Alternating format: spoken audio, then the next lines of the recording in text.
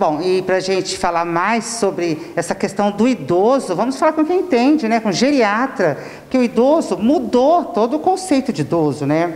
Mas será que os cuidados mudaram?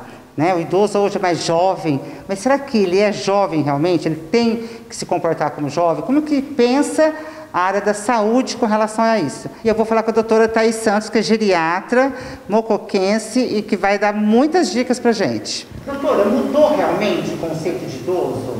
Mudou, né? Hoje em dia a gente tem um envelhecimento da população e em relação a envelhecimento saudável, qualidade de vida, mudou muito em relação ao idoso, né? Ao estereótipo que a gente tinha do idoso antigamente e hoje. Hoje em dia a gente tem idosos que são totalmente funcionais, mantêm uma vida ativa, né?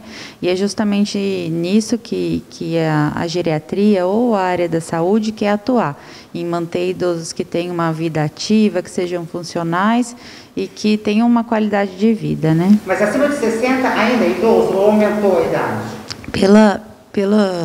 Estabelece a partir dos 65 anos, né? O idoso.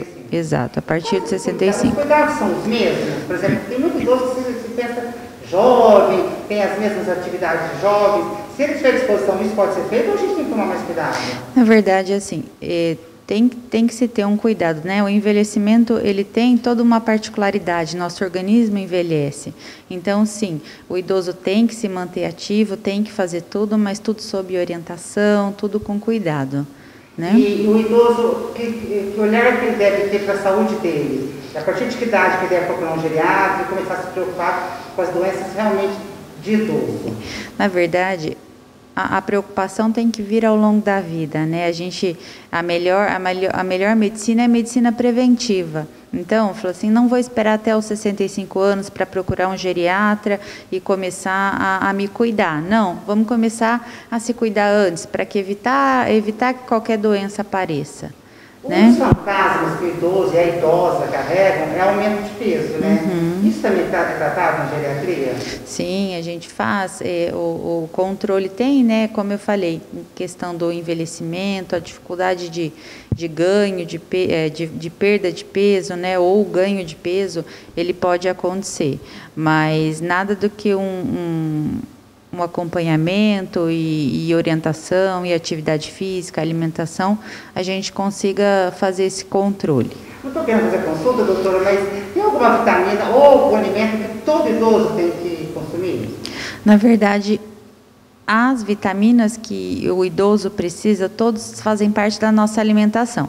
Então, é importante que o idoso tenha uma alimentação saudável, diversificada, que tenha, né, a porção de legumes, de frutas, verduras, a porção de proteína, né? Vitamina específica, ela só vai ser preciso se houver alguma carência. Mas se o idoso se alimenta bem, pratica uma atividade física, tomar um sol todo dia, elas vão ser supridas pela alimentação, não tem necessidade de suplementar, de tomar algum polivitamínico, alguma coisa. Na tua experiência com geriatra, o que você tem percebido que a gente devia prestar atenção, ou as famílias prestarem atenção no dia a dia do idoso, que está deixando escapar, que é muito importante?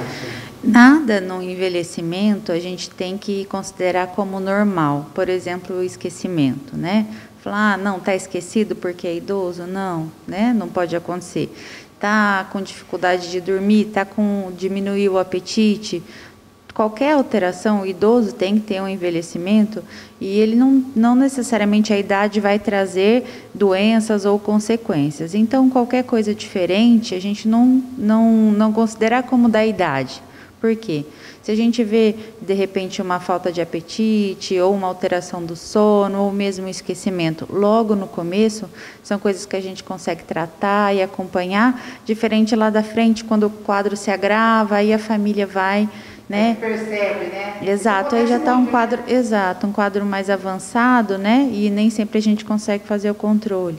O que precisa ter, essas famílias terem muita atenção de que convivem com o idoso em relação à queda, né? Queda no idoso é uma situação muito particular e traz muitos agravantes. Então, tudo que se for para adequar em relação ao ambiente, calçado, a exercício desse idoso para ele se fortalecer, é muito importante porque a queda, a fratura, ela traz muitas complicações. E a sexualidade do idoso? Não é porque houve o envelhecimento que o idoso vai deixar de ter uma atividade sexual, né? O apetite sexual, isso se preserva, né? Então, quando há falta dessa atividade ou esse libido, não é uma situação normal por causa do envelhecimento, existem causas, fatores que podem ser revertidos, então precisa procurar atendimento, acompanhar. E tem que ser, uma coisa que existe até um preconceito, mas tem que ser, aceitável, né? Faz parte aí da nossa vida, do nosso convívio, da nossa interação. Então, tem que existir sim, só tem que ser de uma forma saudável e com os cuidados que se fazem necessários. Doutora, então, pelo que eu estou entendendo, é importante que todo mundo que está nos assistindo também perceba isso. O idoso tem que ter uma vida normal. O que fugir do normal não é normal. Exatamente. A gente tem que prestar atenção. Exatamente. Tudo que fugir aí do normal, não atribuir isso à idade. Falar, não, é porque tá idoso ou é porque está envelhecendo. Não. O envelhecimento saudável, ele mantém todas as nossas funções. Então, tudo que fugir disso, né, que houver uma queixa por parte do idoso, e o que eu acho que vale a pena a gente falar em relação à família se atentar a isso. Às vezes o idoso queixa de alguma coisa, a família não valoriza, né, fala assim, mas está reclamando, exato, então precisa se cuidar para manter essa qualidade de vida aí o melhor possível ao longo dessa vida. Se pudesse fazer uma cartilha para o idoso, o que você colocaria? Tipo, leitura, palavra cruzada, oficina? Quais seriam os itens que você colocaria? No dia a dia do idoso, eu acho que isso não difere muito de qualquer adulto jovem, criança, o que a gente precisa ter. Um estilo de vida saudável, alimentação correta, uma boa qualidade de sono, atividade física, né? Que é importante. E para o idoso, especificamente, manter uma mente ativa, uma mente funcional. Como é que a gente faz isso? Mantendo uma vida ativa, mantendo as interações, né, com a família, com os amigos, tentando manter as atividades, falar, vai à igreja ou vai a um culto, tentar fazer as atividades, cálculo, palavra cruzada, para manter essa mente ativa, porque é dessa forma que a gente previne a maioria das doenças. Com a Covid ficou um pouco difícil, né? Ficou, mas é um momento que a gente tem que se reinventar e achar formas de que, né, o idoso tenha essa interação e consiga se estimular, se exercitar dentro de uma restrição, né? Porque infelizmente é a classe aí de maior risco. Mas é uma situação temporária, por enquanto a gente vai tentando contornar e reinventar aí coisas que o idoso possa fazer para até voltar à situação normal. No dia do idoso, temos que comemorar, a gente está conseguindo avanços ou temos que refletir? Eu acho que comemorar sempre, né? Porque hoje em dia ainda falta muito a questão da educação no envelhecimento, né? Mas o avanço que se teve em relação ao envelhecimento, eu acho que isso com certeza tem que ser comemorado, né?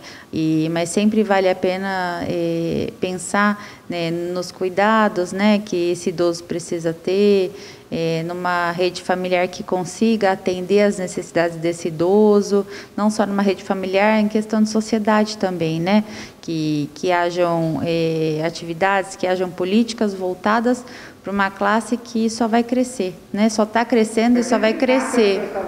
Daqui para frente só vai aumentar. Obrigada. Tá, imagina.